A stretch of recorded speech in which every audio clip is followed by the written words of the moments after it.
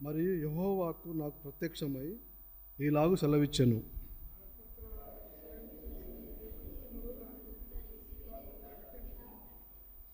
ప్రభువైన యెహోవా యెరూషలేమును గూర్చి ఈ మాట సెలవిచ్చుచున్నాడు.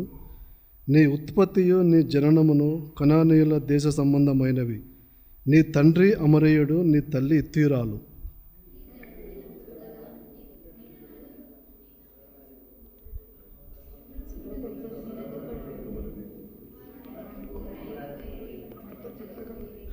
ఈ పనులలో ఒకటైనను నీకు చేయవలెనని ఎవరునూ కటాక్షింప లేదు.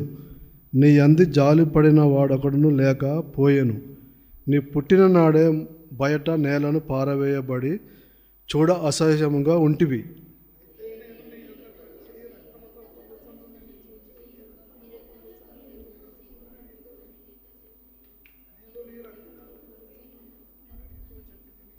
మరియు నేల నాటబడిన చిగురు వృద్ధియగునట్లు నేను నిన్ను వృద్ధిలోనికి తేగా నువ్వు ఎదిగి పెద్దదానవై ఆభరణ భూషితురాలవైతివి. దిగంబరి వై వస్త్రహీనముగా నున్న నీకు స్థానము ఏర్పడెను, తల వెంట్రుకలు పెరిగెను.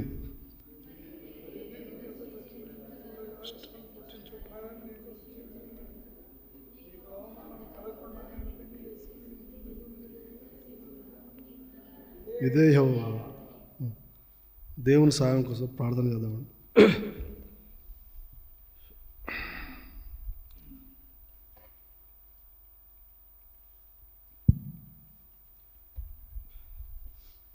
నాయన రాజులకు రాజా, ప్రభుల ప్రభు తండ్రి, ఆయన మరి 2026 సంవత్సరాల తండ్రి ప్రవేశపెట్టిన ఆయన మరి జనవరి మాసం అంతా కాచి కాపాడి 2వ మాసంలో మొదటి ప్రభుదినంగా నాయన నన్ను నీ బలిపీఠం వద్దకు చేర్చినందుకు కూడా మీకే వందనాలు కృతజ్ఞతలు చెల్లిస్తున్నాం దేవా. నిజంగా నాయన రెక్కల కింద భద్రపరచండి, నీ రెక్కల కింద ఆశ్రమం కలగజేయాలని ప్రార్థన చేస్తున్నాం దేవా. నిజంగా తండ్రి నాకు ఇచ్చిన వాగ్దానం తండ్రి, నీ నోట నా మాటల నుంచి నీ చేతులను కప్తాను చెల్లిస్తున్నాం దేవా. కప్పి మీ బిడ్డలకు ధర్మశాస్త్రము నీ మనోన్నతం కలిగేసినట్టుగా ఆశ్చర్యకరం చూసేటట్టుగా నీ వాక్యం నాకు చూసి ఇతరులకు మీ బిడ్డలకు చెప్పే వాక్యం కూడా దయచేసి మీరే మహిమ పొందాలని ఘనత మహిమ మీకే ఆరోపిస్తుంటూ సమస్తం చేతుల్లో పెడుతున్నాను. యేసుక్రీస్తు నాయన అతి పరిశుద్ధ నామములోనే ప్రార్థించి స్తుతించి పెడుతున్నాం తండ్రి.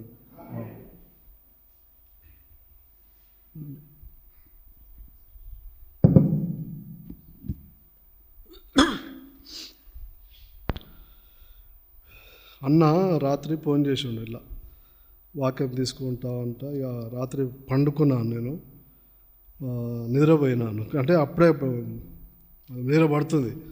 అన్న ఫోన్ చేసి ఇట్లా అని చెప్తే సరేలా అన్న తీసుకుంటానని చెప్పినాను.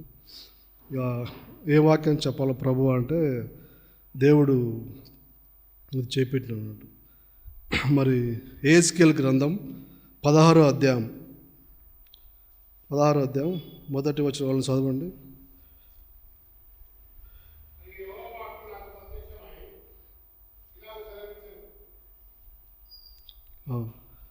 యెహోవాకు నా ప్రత్యక్షమై ఈలాగ సెలవిచ్చాను.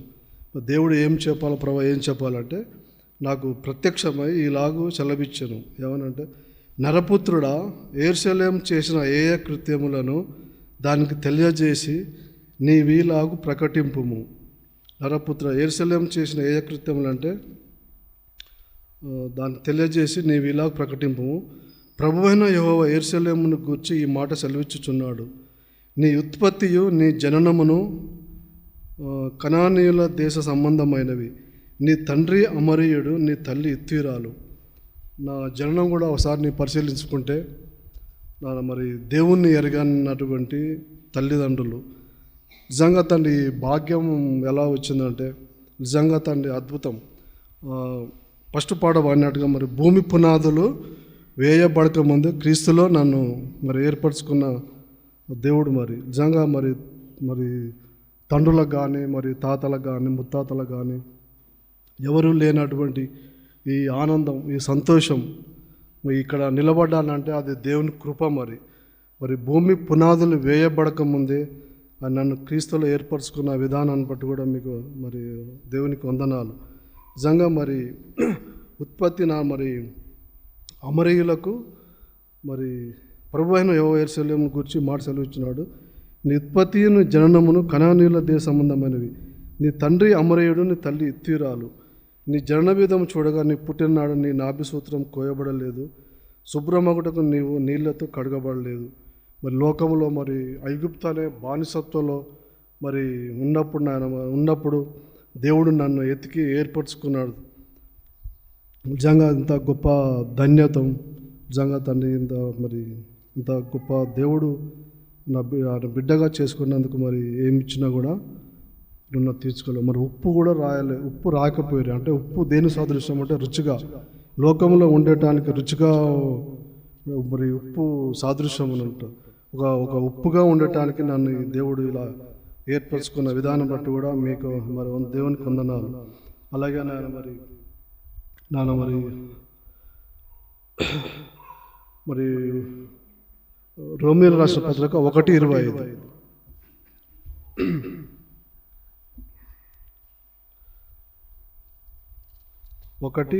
రోమీయులకు రాసిన పత్రిక 1:25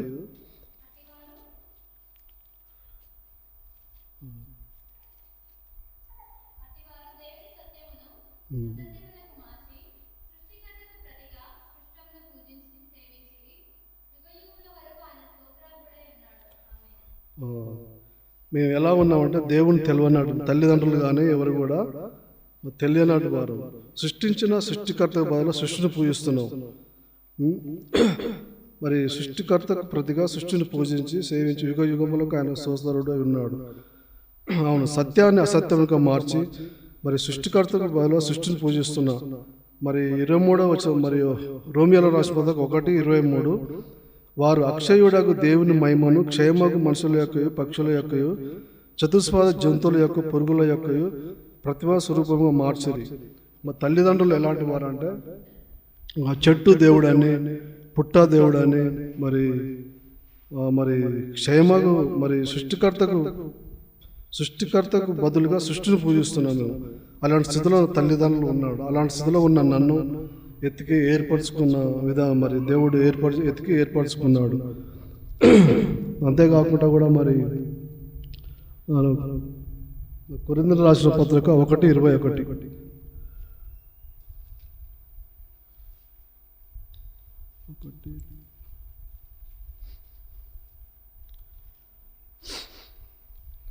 దేవుని దగ్గరికి నేను ఎలా వచ్చినానంటే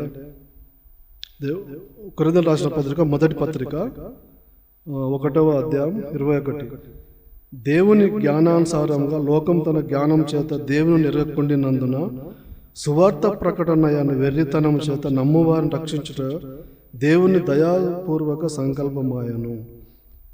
నేను మరి దేవుని దగ్గరికి వస్తాను. వెర్రితనం నిజంగా ఇది ఒక మనసులోకి చూస్తే వెర్రితనంలో కనిపిస్తుంది. ఒకనాడు నేను యూట్యూబ్లో చూసినాను,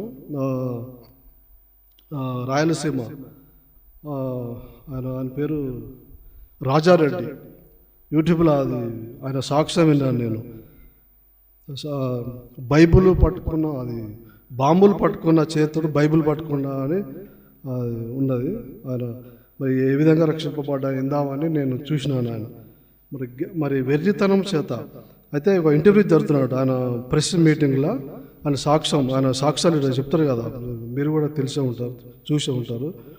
ఆయన చెప్తున్నాడు. ఆయన చెప్తుంటే దేవుణ్ణి యథార్థంగా చెప్తున్నాడు. ఆయన ఇలా నమ్ముకున్నాను, చనిపోతే పరలోకం ఉంటుంది ఇలా అని చెప్తున్నాను. ఆయన అంటాడు కదా, ఆయన ప్రశ్న మీరు వెర్రివారు గొర్రెల వెక్క అని అంత పెద్ద మనిషిని రాజారెడ్డి అంటే రాజశేఖర్ రెడ్డి వాళ్ళ బంధువు అన్నట్టు. అంటే వాళ్ళ తండ్రి కూడా రాజారెడ్డి, వేరే ఆయన చిన్నాయన పెనాయన కొడుకు మరి ఎవరు ఆయన ఆయన పట్టుకొని మీ క్రైస్తవులకు నిజంగా వెర్రి పట్టినది మరి అని అంటాడు. ఆయన వెర్రి కాదు, వెర్రి పట్టిన అయితే నేను రోడ్ల మీద తిరుగుతా, పిచ్చిపాట్లు వేసుకొని తిరుగుతా, నీ ముందుకు నేను ఎందుకు వస్తా అని ఆయన అంటాడు రాజారెడ్డి. మీ మాటలు చూస్తే చిత్రంగా వెర్రి వారిలకనే నాకు అనిపిస్తుంది అంటాడు. అలాంటి వెర్రితనం నిజంగా మరి ఇక్కడ మీద ఉన్నది. 1 కొరింథీయులకు రాసిన పత్రిక మొదటి అధ్యాయం 1:18 ఆ, రచించిన వారికి రక్షింపబడుచున్న మనకు దేవుని శక్తి వాళ్ళకు వెర్రితనంగా కనిపిస్తుంది కదా. మరి దాని గురించి తెలిస్తే అది మన శక్తి.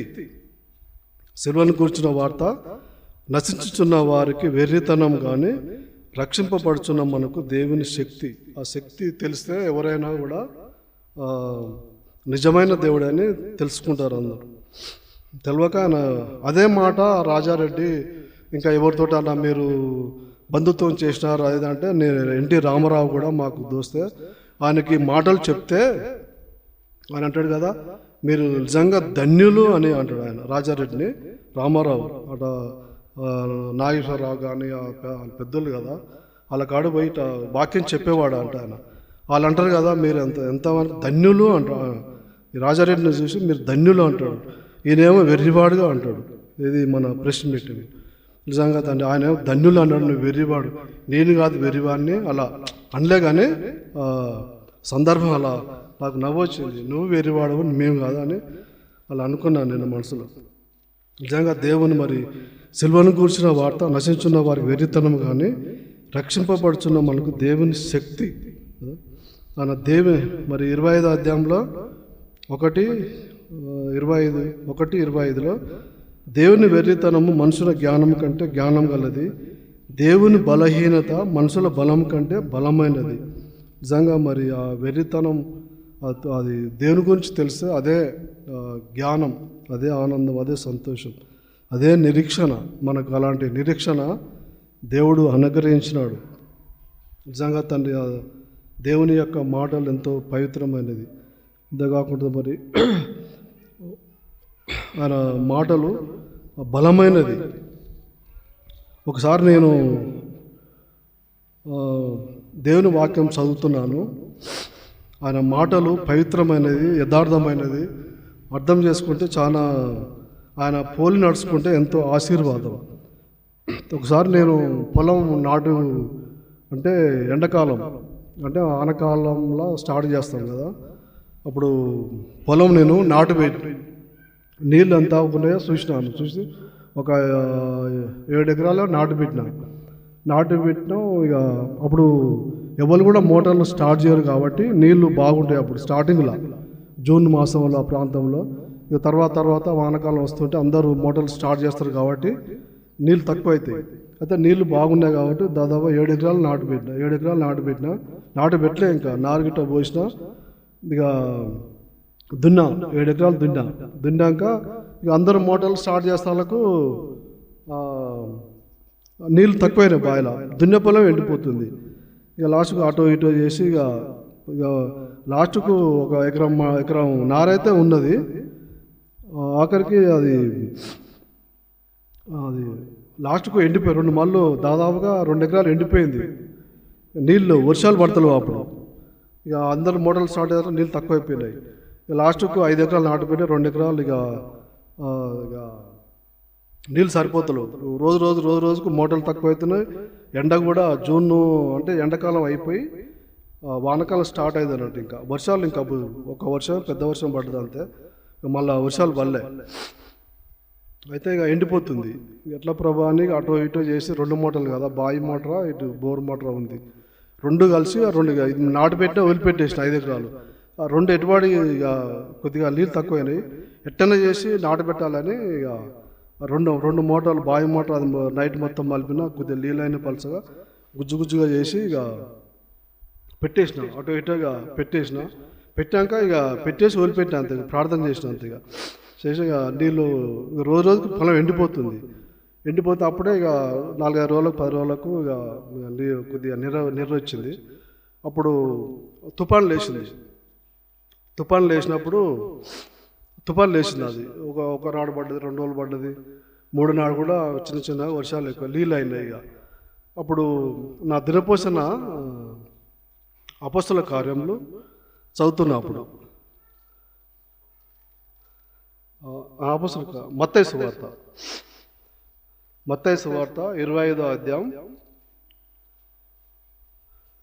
18వ వచనం. అయితే ఒక తలంతు తీసుకున్నవాడు వెళ్ళి భూమి త్రవ్వి తన యజమానుని సొమ్ము దాచిపెట్టెను. ఈ వాక్యం చదువుతున్నా, ఎందుకో ఎన్నోసార్లు చదివినా కానీ ఈ వాక్యం సరే చదువుకుంటూ పోయినాను. ఇక ముందు 5 తలంతులు ఇస్తే 5 సంపాదించాడు, 2 తలంతులు ఇస్తే 2 సంపాదించినాడు. ఇది 1 తలంతు ఇస్తే ఈయన దాచిపెట్టిండు. నేను అదే దాచిపెట్టినాడు. అదే నీళ్ళు ఇంకా 3 ఎకరాల పొలం ఉంది. అయితే ఇది ఎండిపోతుంది కదా, దేవుడు ఇది మాట్లాడినాడు. అయితే ఒక తలంతు తీసుకున్నవాడు వెళ్ళి భూమి త్రవ్వి తన యజమానుని సొమ్ము దాచిపెట్టాను. అయితే 3 రోజులు 4 రోజులు వర్షం తుఫాన్ లెక్క లేస్తున్నాడు. మరి ఇది వాక్యం మరి ఇక 3 ఎకరాల పొలం నారు కూడా ఉంది, నారు కూడా మురిపోద్ది. ఇంకా 4-10 రోజులు అయితే మురిపోతుంది. ఇంకా 3 ఎకరాల పొలం ఉంది. దేవుడు ఈ వాక్యంతో మాట్లాడు. అయితే వర్షం పడుతుంది కాబట్టి 3 రోజులు నీళ్ళు అట్నే ఉన్నాయి, బాయిలో మోటార్ పెట్టలేదు. ఇదే మాట్లాడు దేవుడు. అయితే ఒక తలను తీసుకున్నవాడు వెళ్ళి భూమి త్రవ్వి తన యజమాని సొమ్ము దాచిపెట్టాను. అయితే బావిలో నీళ్ళు దాచిపెట్టొద్దు. ఎట్లా ప్రభా, మరి మొన్న ఎండుకుంటా పాడింది కదా, అది పారింది కదా, అటు చేసి నాటు పెట్టాం కదా, ఎట్లా ప్రభా అని అంటే ఇది బావిలో నీళ్ళు దాచిపెట్టొద్దు, తీస్తూ ఉంటే ఊరితే అని అట్లా మాట్లాడు దేవుడు. ఎందుకో అదే నైట్ 10 గంటలకు పోయి బోరు మోటార్, బావి అంటే వస్తే నీళ్ళు పెట్టలే కానీ బోరు గిన్నె పోస్తున్నట్టు. ఇక పోయి మిర్రమడికి మలిపిన. ఇక మా నాయనతో చెప్పినట్ట మిర్రమడికి నీళ్ళు వేసిన. అరే నువ్వు పిచ్చోను వారాను ఏమన్నా, మొన్ననే అది నీళ్ళే సరిపోతలేవు, మళ్ళీ మీదెందుకు వేసినావు నీళ్ళు మరి అని చెప్పలేదు. చెప్తే నమ్మరు కదా, దేవుడు ఇట్లా మాట్లాడండి అని మా నాయన అంటే అది ఏమో గలీజు మాట అన్నాడు, చెప్పదు కానీ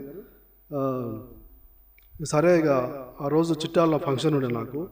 ఇక నైట్ నీళ్ళు వేసిన, ఇక పొద్దుగాల సగం మడి పట్టింది. తర్వాత దున్నా, మళ్ళీ వచ్చి మళ్ళీ మొత్తం దున్నా, అటు మళ్ళీ ఆ 3 రోజులు నాటు పెట్టిన. అట్లా దేవుడు జీవం గల, ఎందుకు చెప్తున్నానంటే నమ్ము వారికి దేవుని శక్తి అని ఉంటాయి. ఆయన ఆ మాటల్లో ఏమి కూడా చేర్చొద్దు. అయితే అలా నాటు పెట్టినట్టు గత మొత్తం పండినది. ఆ బియ్యం ఇంకా ఉన్నాయి మా ఇంట్లో 10 క్వింటాలు.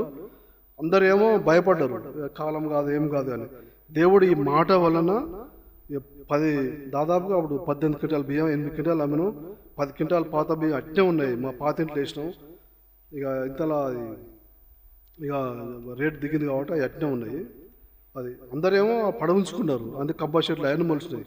దేవుని నమ్ముకున్న వారికి మాట నిజంగా నాకు కూడా అనుమానం, ఎట్లా ప్రభా ఎండిపోయింది కదా ఎట్లా అని దేవుడు ఇలా చెప్పి మాట దేవుని విశ్వాసంతో చేసినట్టు. దేవుడిని అట్టే వర్షాలు కూడా ఫుల్గా పడ్డాయి, పంట పడినది. మళ్ళీ ఆశం కూడా నీళ్ళు ఫుల్గా వచ్చినాయి నీళ్ళు. దేవుడి వాక్యం అంటే నమ్మవానికి వెర్రితనం, నమ్మవానికి వెర్రితనం, కానీ నమ్మిన వారికి దేవుని శక్తి ఉన్నది అన్నట్టు. అలా అలాగే నిజంగా నమ్ముకుంటే ఆయన వాక్యం ప్రకారం మనకు అవసరం అర్థం కాదు, భయపడుతుంది, కానీ ఆయన ప్రకారంగా నడిస్తే ఎంతో ఆశీర్వాదం ఉంటుంది. ఎంతో ఆయన చెప్పినట్టుగా చేస్తే మనం ఎంతో ఆశీర్వాదం ఉంటుంది. అలాగే మరి ద్వితీయోపదేశకాండం 32:2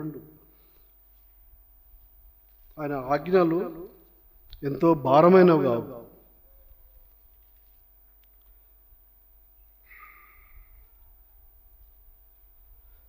ద్వితీయోపదేశకాండం 32వ అధ్యాయం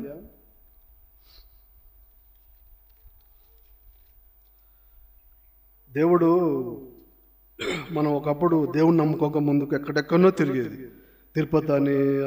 ఇప్పుడు మా వాళ్ళు నిన్న డ్యూటీ దిగినాను, అన్నం పంపించినావా అని ఫోన్ చేసిన. నేను ఫోన్ చేస్తే నిన్న 9కి దిగిన డ్యూటీ. అన్నం పంపించినామంటే అన్నం ఏడ పంపించినా, మేము మేడారం పోయినాం అని అంటుంది. అరే మరి అన్నం ఎట్లా అంటే ఇక ఈ ఒకటి ఎట్టన్నా వండుకోమని అన్నాడు. ఒకప్పుడు నేను కూడా అలాంటి వాడిని, దేవుని చూసేటానికి తిరుపతి పోయినాను, ఇక్కడ చాలా యాదగిరి గుట్ట పోయినాను, మరి ఇలా ఎన్నో దిక్కునే తిన్నాను నేను ఒకప్పుడు దేవుని తెలుసుకోక ముందుకు. దేవుడు అంటాడు కదా, దేవుడు మంచి దేవుడేనా, మన కోసం ప్రాణం పెట్టిన దేవుడు. నిజంగా ఆయన భారాలు తేలికమైనవి కావు, భారమైనవి కావు. ఆయన ద్వితీయోపదేశకాండం 32:2.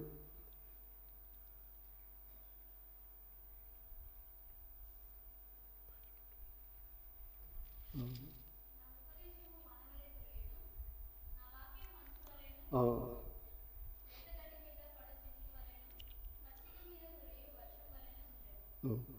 32:2లో ఆయన ఉపదేశం అంట. అదే ఈ మత్తయి సువార్త అదే వాక్యం గురించి చెప్పింది కదా. ఆయన నా ఉపదేశం వాన వలె కురియును, నా వాక్యం మంచు వలెను, లేత గడ్డి మీద పడు చినుకు వలెను, పచ్చిక మీద కురి వర్షం వలెను ఉండును. ఆయన వాక్యం నిజంగా ఆయన నమ్ముకుంటే, ఆయన వాక్య ప్రకారం నడితే అలా ఆశీర్వాదం ఉంటుంది అన్నట్టు. ఆ వాక్యము మంచు వలె ఉంటుంది, లేత గడ్డి మీద పడు చినుకు వలెను, పచ్చిక మీద కురి వర్షం వలెను ఉంటుంది.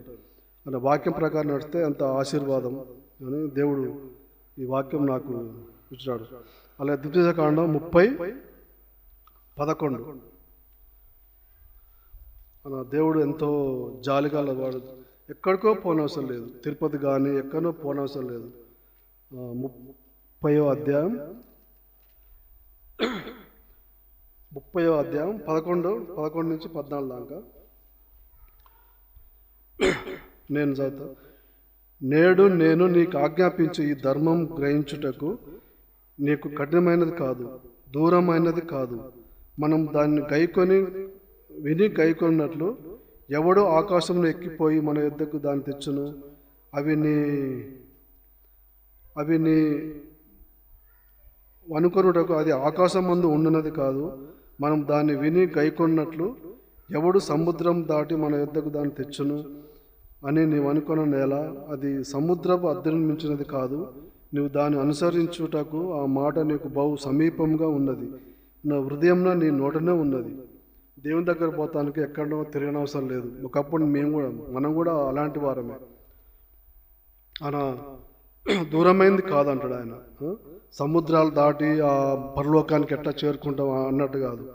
ఆయన నా మాటలు ఎట్లా ఉండదు, నీ హృదయంలోనే ఉంటుంది, నీ నోటల్లో ఉన్నది. నువ్వు అంతా మన దేవుడు సమస్తం అనుగ్రహించినాడు. సమస్తం ధర్మశాస్త్రాన్ని దేన్ని చేయజాలకపోయిందో దేవుడు చూపించిపోయినాడు. ఆయన సమస్తం దారపోషణ మనకు. ఆయన మన కోసం రక్తం కాచిన దేవుడు.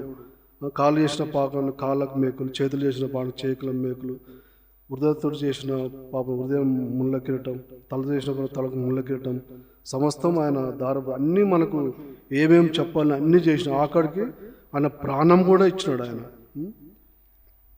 అలాంటి దేవుడు. అన్నీ మన అరటిపండు ఒలిసి మన చేతిలో పెట్టినట్టుగా పెట్టినట్టుగా మరి తినటమా పారేస్తామా అది మన చేతుల్లో పెట్టిన ఆయన. ఎంతో దూరమైంది కాదు, సమీపంగానే ఉన్నది, హృదయంలోని నీ నోటల్లో ఉన్నది. అంతేకాకుండా మరి ద్వితీయోపదేశకాండం 34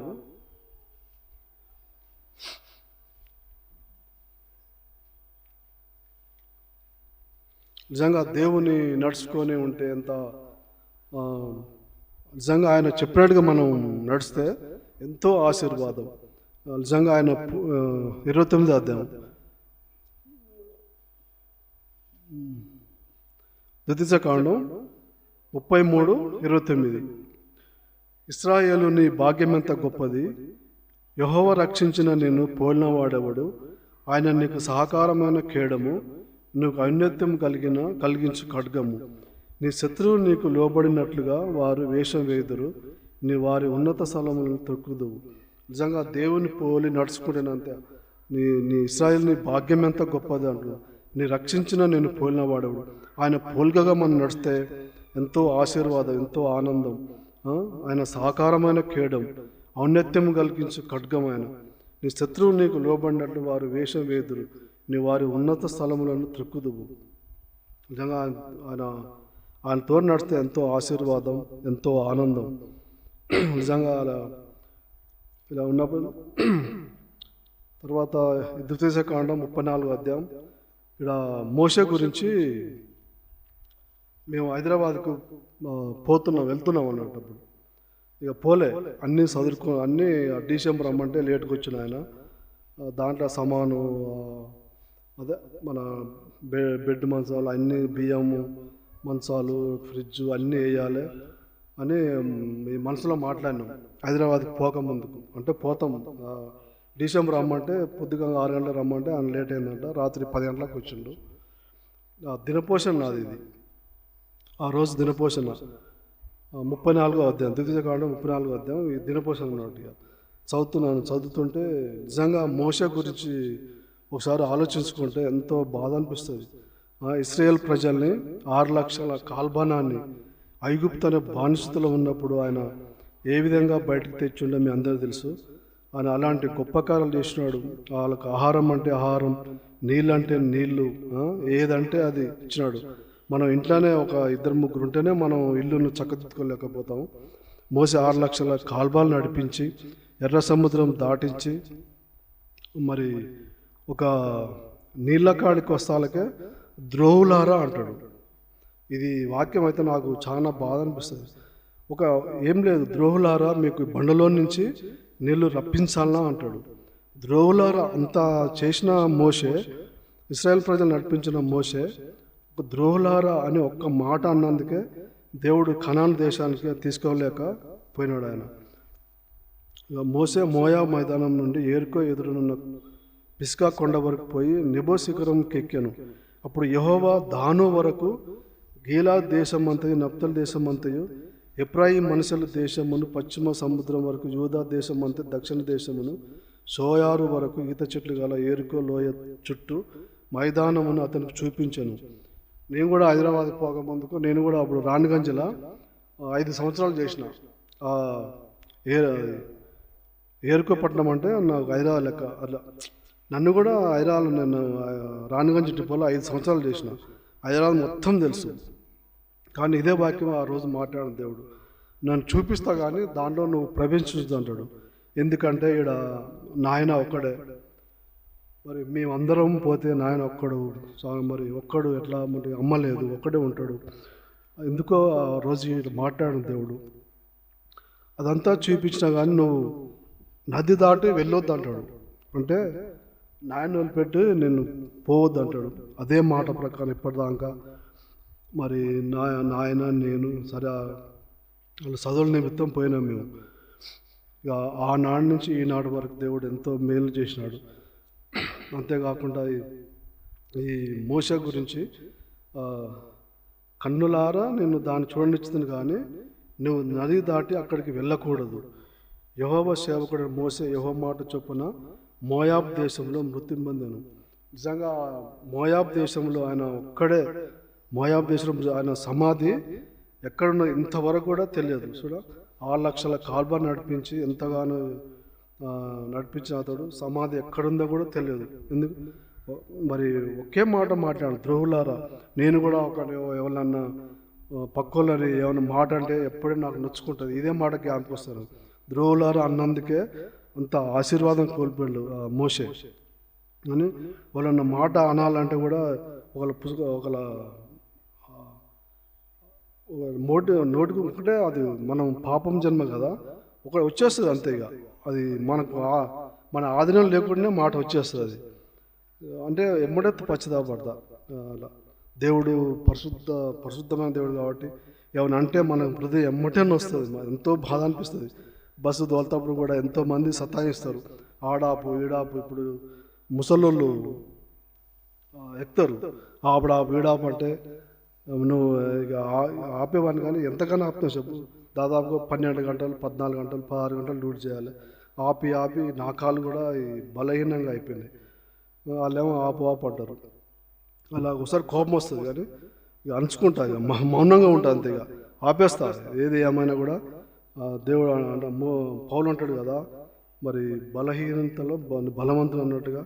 మరి ఎప్పుడైతే బలహీనో అప్పుడే బలవంతు అట్లా బలం తెచ్చుకొని అలా మాటలు జ్ఞాపకం వస్తాయి, దేవుని మాటలు. అంతేకాకుండా మరి దేవుడు మరి ఇక్కడ యెహెజ్కేలు గ్రంథంలో చూసినట్టుగా మరి 16వ అధ్యాయం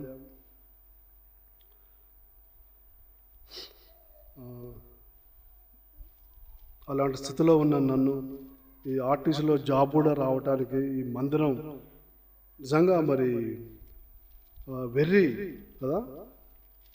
సువార్త అనే వెర్రితనం వలన నన్ను ఒక ఆయన డ్రైవరే, ఒకప్పుడు యాదగిరి రెడ్డి అని ఆయన కూడా రెడ్డే. ఇట్లా దేవుని దగ్గర రా, నీ అసలు దేవుని దగ్గరికి ఎందుకు వచ్చినానంటే సంతానం గురించి కూడా ఒకటి ఉన్నది, అదొక భాగం. అయితే నేను అంత ముందుకు దాదాపుగా 3-4 సంవత్సరాలు మటన్ తినలేదు. అంటే దేవుడు అంటే ఆ దేవుళ్ళు అంటే నాకు చాలా భక్తి. ఈ దేవుడు ఏంది మటన్ తినొచ్చు అంటాడు, మందు మాత్రం తాగొద్దు. ఆయన చెప్పేది నాకు అది మా సువార్త చెప్పింది నాకు, అరే మటన్ తినొచ్చు, మందు మాత్రం తాగొద్దు, మటన్ తినొచ్చు. అంతమంది 3 సంవత్సరాల మటన్ బంద్ చేసి, ఎందుకో మరి మటన్ గురించి నాకు తినాలని ఆశ ఉండే. ఈ దేవుని కాడికి పోతే మటన్ తినొచ్చు, మరి మందు అంటే శరీరానికి హానికరం కదా, మరి మటన్ తినొచ్చు అని అన్నాడు. అని నాకు సంతానం లేదు అని ఇలా అనుకుంటూ వస్తే రెడ్డి దేవుడు మంచోడు, ప్రార్థన వింటాడు అని వచ్చినాం మేము. అని ఆయన సువార్త కూడా ఆయన కూడా అప్పుడప్పుడు వస్తుండు. ఆ సువార్త ఆ వెర్రితనం అంటే దానివల్ల మేము వచ్చాం అన్నట్టుగా వచ్చి ఇలా దేవుని వాక్యం ఇలా చెప్తుంటే ఎంతగానో ఎన్నో విషయాలు దేవుని గురించి చెప్తుంటే ఎంతోగానో మేము బలపడ్డాం. నిజంగా తను అలాంటి మాటలు ఎక్కడ దొరకవి. అలాంటి స్థితిలో ఉన్న మమ్మల్ని, అంతేకాకుండా తను ఏజ్కేల్ గ్రంథం 16వ అధ్యాయం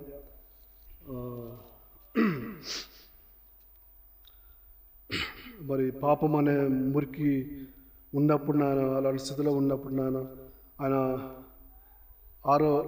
16 ఏజ్కేల్ గ్రంథం 16:6 అయితే నేను నీ యొద్దకు వచ్చి రక్తములో పొర్లుచున్న నిన్ను చూచి నీ రక్తములో పొర్లియున్న నీ బ్రతుకుమని నీతో చెప్పి తిని నీవు నీ రక్తములో పొర్లియున్నను బ్రతుకుమని నీతో చెప్పి తిని, మరియు నేల నాటబడిన చిగురు వృద్ధి అగునట్లు నేను నిన్ను వృద్ధిలోనికి తేగా నువ్వు ఎదిగి పెద్ద దానం ఆభరణ భూషరాలవైతివి. నిజంగా నేను ఒకప్పుడు నేను దేవుని నమ్ముకోకుంటే నేను మరి ఏం చేసేవాడిని. నా ఊళ్ళో చాలామంది మా బాబాయ్ గట్ట ఎగతాలు చేస్తారు, అరే నీకు ఎట్లా ఉద్యోగం వచ్చిందిరా, ఉద్యోగం రాకుంటే నువ్వు ఏమిటి కూడా పనికిరావు. మా అబ్బాయి ఇప్పుడు కూడా అంటాడు, ఆయన మా పాలైన మాధవరెడ్డి అని, ఎట్నో దేవుడు నీకు ఉద్యోగం వచ్చింది కానీ నువ్వు ఉద్యోగం రాకుంటే నువ్వు లోకంలో బతకలేకుంటురా, నీకు అసలు తెలివే లేదు అని. అలాంటి స్థితిలో ఉన్న నన్ను వృద్ధి ఆగునట్లు నేను నిన్ను వృద్ధిలోనికి తేగా నువ్వు ఎదిగి పెద్ద దానవై ఆభరణ పుస్తరాలవైతివి. అలాంటి స్థితిలో ఉన్న నన్ను జాబ్ ఇచ్చి నా సంతానం లేకుండా సంతానం ఇచ్చి ఇప్పుడు ఒక రీతిగా మేము బతుకుతున్నామంటే అది దేవుని కృప. హైదరాబాద్లో తీసుకుపోయి అప్పుడు భయపడ్డాను నేను, హైదరాబాద్లో ఉండాలంటే చాలా తెలివి ఉండాలి, జ్ఞానం ఉండాలి అని అందరూ భయపెట్టేవారు. కానీ గొప్ప దేవుడు ఉన్నాడు, ఆయన ప్రకారం నడిస్తే ఆయన అన్నా కూడా నేను మౌనంగా ఉంటే సరిపోతుంది అని ఒక ధైర్యంతో నేను హైదరాబాద్ పోయాను. ఆనాటి నుంచి ఈనాటి వరకు కూడా దేవుడు ఎంతగానో మమ్మల్ని ఆశీర్వదించినాడు. ఇక అంతేకాకుండా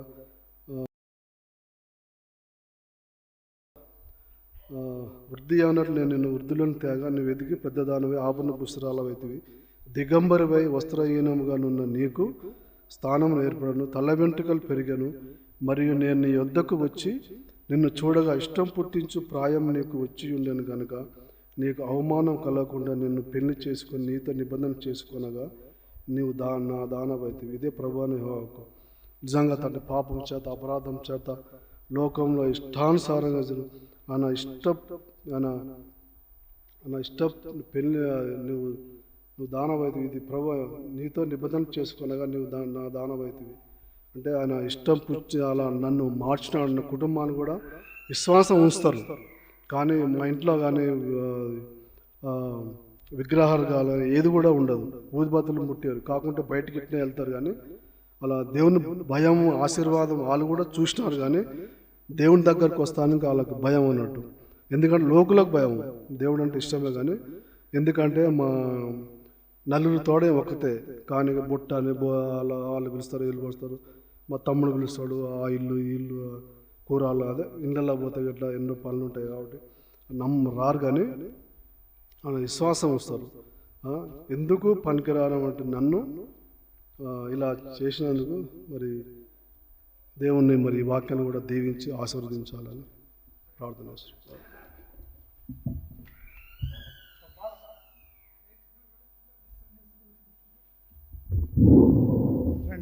పాట పాడి సహోదరు.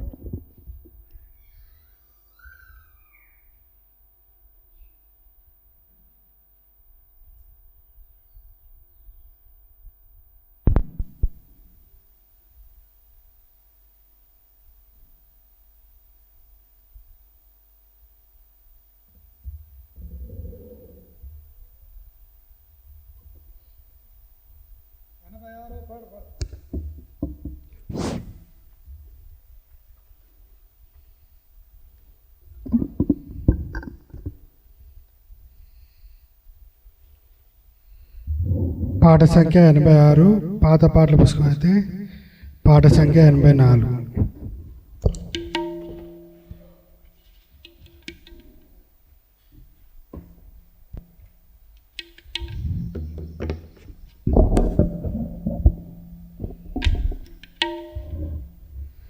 పాట సంఖ్య 86. యేసు పరిశుద్ధ నామము నాకు ఎప్పుడు అధిక స్తోత్రమే. యేసు పరిశుద్ధ నామము నాకు ఎప్పుడు అధిక స్తోత్రమే. ఇహ పరమున మేలైన నామము శక్తి కలిగినట్టి నామమిది. ఇహ పరమున మేలైన నామము శక్తి కలిగినట్టి నామమిది. పరిశుద్ధులు స్తుతించు నామమిది. పరిశుద్ధులు స్తుతించు నామమిది. యేసు పరిశుద్ధ నామము నాకు ఎప్పుడు అధిక స్తోత్రమే. యేసు పరిశుద్ధ నామము నాకు ఎప్పుడు అధిక స్తోత్రమే. శోధన గాథల కష్ట సమయాన ఓదార్చినాడు నామమిది. శోధన గాథల కష్ట సమయాన ఓదార్చినాడు నామమిది. కంకము తీసివేయు నామమిది. కంకము తీసివేయు నామమిది. యేసు పరిశుద్ధ నామము నాకు ఎప్పుడు అధిక స్తోత్రమే. యేసు పరిశుద్ధ నామము నాకు ఎప్పుడు అధిక స్తోత్రమే.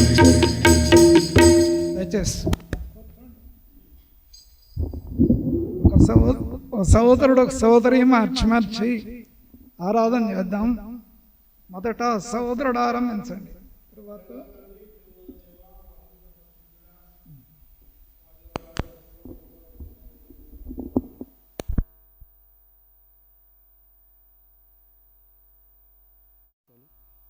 మరియు యెహోవాకు నాకు ప్రత్యక్షమై